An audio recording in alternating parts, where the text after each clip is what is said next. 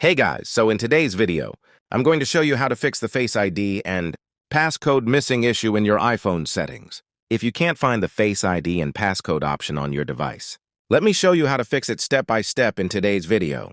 So when you open your settings, the Face ID and Passcode option should normally appear right there. But if you can't see it like this, here's what you need to do. The first step is to open your settings and scroll down to screen time. So just scroll down and tap on screen time. Once you're inside screen time, scroll down again and tap on content and privacy restrictions. After opening that, scroll all the way down until you find password changes. Tap on password changes. If this setting is set to don't allow, you will not see the Face ID and Passcode option in your main settings. So simply change it to allow. After selecting allow, go back out of your settings. You should now see the Face ID and Passcode option return.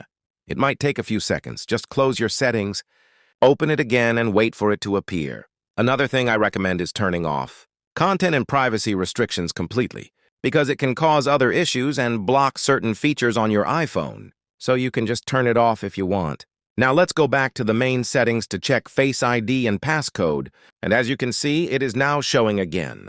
If you found this video helpful, make sure to smash the like button and subscribe to my channel for more amazing tutorials like this.